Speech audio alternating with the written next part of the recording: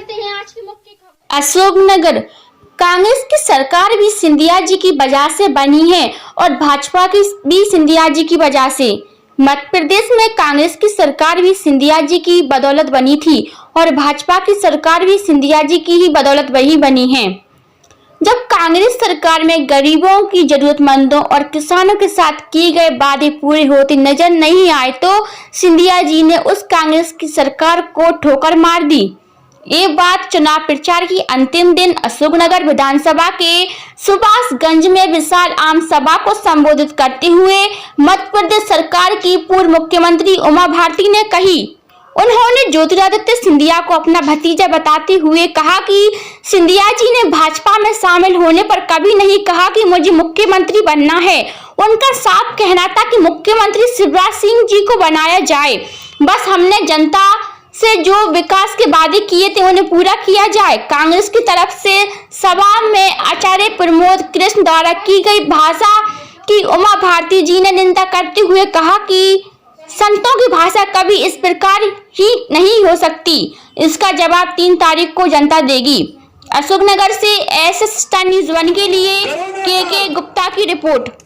गेहूं की रिकॉर्ड खरीदगी सरकार के द्वारा कोरोना काल के साल में ये भारतीय जनता पार्टी की सरकार ने 1 दिसंबर 3 लाख मीट्रिक टन गेहूं खरीद कर पंजाब से आगे हम निकल गए मेरे भाइयों बहनों। एक वो कमल की गद्दारों की सरकार और एक शिवराज सिंह जी की कमल की कमाल की सरकार।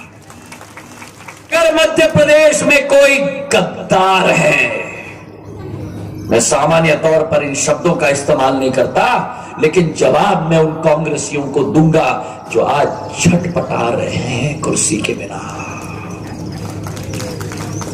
एक एक पूर्व मंत्री छटपटा रहा है। अगर कोई गद्दार है मध्य प्रदेश में तो सबसे बड़े गद्दार कमलनाथ और दिग्विजय सिंह हैं किसानों के प्रति। सही है कि नहीं?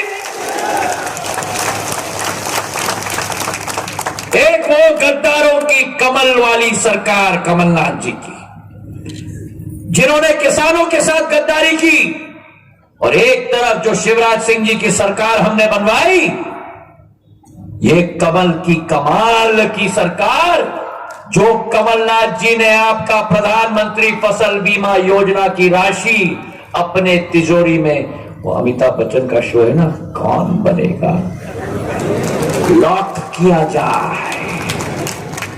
शिवराज सिंह जी ने अपनी दिल की चाबी लेकर उस लॉक को तोड़कर किसानों के खाते में पैसा पहुंचाया। मेरे मुझे बहुत अखर गई है, किसी संत के मुंह से ऐसी बात नहीं निकल सकती है। संत हमेशा संत की वाणी बोलते हैं। उन्होंने ज्योतिरादित्य जी के लिए कुत्ता जैसे शब्द का प्रयोग किया है। कांग्रेस के एक नेता ने खुद शिवराज सिंह जी के लिए कमीने जैसे शब्दों का प्रयोग किया है। इस प्रकार की असभ्य भाषा बोलने वाले जो लोग होते हैं, मैं उनको कहूंगी कि आप लोगों ने जो बोला है उसकी सबसे बड़ी सजा जनता देगी। आपको इसकी सजा देनी है और इसकी सजा देने की तैयारी करनी है, क्योंकि संतों के मुंह से ऐसी भाषा शोभा नहीं देती। भारत की राजनीति में भी किसी के लिए कुत्ता, मुख्यमंत्री के लिए कमीना, मेरे को तो बोलने में संकोच हो रहा है कि मैं ऐसे शब्दों का प्रयोग कर रही हूँ। हमारे ज्योतिरादित्य जी तो शेर की तरह हैं और शेरनी के पोते हैं। राजमाता विजयाराजे सिंधिया जी ने हुंकार भरी थी तो कांग्रेस एक फूंक मोड़ गई थी, और जब ज्योतिरादित्य ने हुंकार भरी तो कांग्रेस एक फूंक मोड़ गई। अब आपको एक फूंक में इनको बिठाना है। आप याद करिए, गांव-गांव में काम करने वाले शिवराज को आपको कमल के फूलों की बरसात करके अभिनंदन करना है।